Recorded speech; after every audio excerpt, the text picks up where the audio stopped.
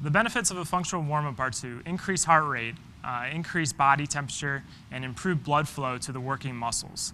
I am a big proponent of a functional warm-up as opposed to static stretching where you sit and hold a muscle for a prolonged period of time.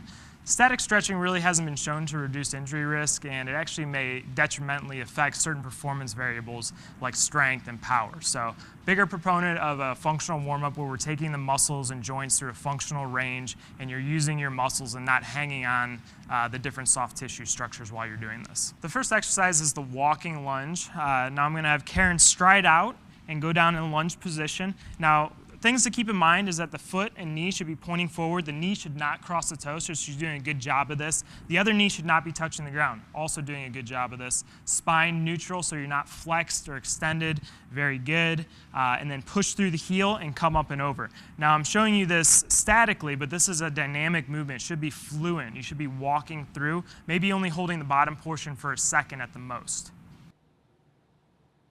You should do about 20 of them, 10 on each side. If you don't like to count, anywhere from 45 to 60 seconds. They should be slow and controlled repetitions.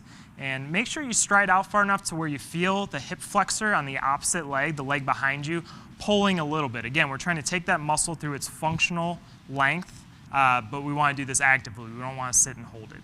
The next exercise is a sumo side squat. And the idea behind this exercise is to take the groin muscles through their full functional range of motion. I'm going to have Karen show this. As she comes to the sides, toe should be pointed a little more forward than that. So come back and let's do that one again. So again, you stride out, good. Weight is over that stance leg, then you come back up, good. So she's getting a stretch on that side. Let's go the opposite way this time. And the lumbar spine should be in a good neutral position. You can see she's forward, but she's actually hinged at the hips. She's not rounded, so this is actually a good position for her spine. Come on back up, Karen. If you feel pain in the spine, though, then this exercise is not for you. Consult your healthcare practitioner. Also, should not get knee pain with this. For some people with knee pain, they don't tolerate this well because it puts a little bit of torque on the knee, especially on this side. If you feel it on the inside of the knee, then probably not a good exercise for you. So in closing with the side sumo squat, we'll do about 10 to each side. When you go down, remember you want to go through the full length. Hold for maybe a half a second to 1 second. You're not holding that in a static position. Come back up and then go to the other side. Make sure that your knee is not translating too far forward. Okay, that can create some knee pain in the front. And also make sure that your spine is in a neutral position so that you don't develop low back pain while you're doing this.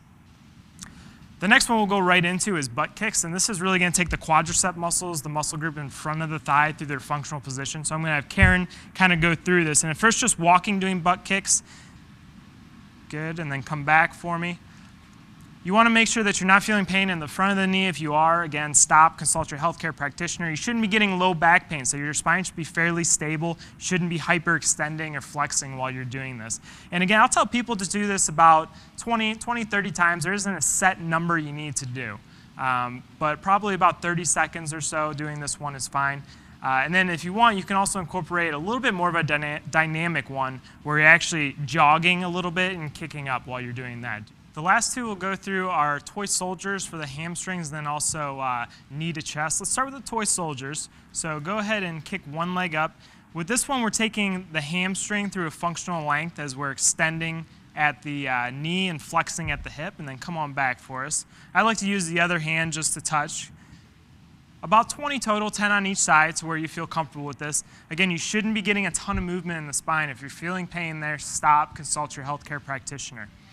The last one that I'll show you is the knee to chest, if you can kind of start walking as we do this. And this one we're bringing the knee up, so we're taking the hip through the full flexion range of motion, also getting a little bit of a stretch on the gluteals in the back. Come on back. Same principles apply. You shouldn't be feeling back pain. You shouldn't be getting any pinching, sharp pain in the front of the hip. If you're getting any of that pain, then you need to stop and consult your medical practitioner. So in closing, this functional warm-up is a great way to prime your muscles and joints for the run ahead of you. It increases body temperature, blood flow, and heart rate, all things that you need to run more efficiently.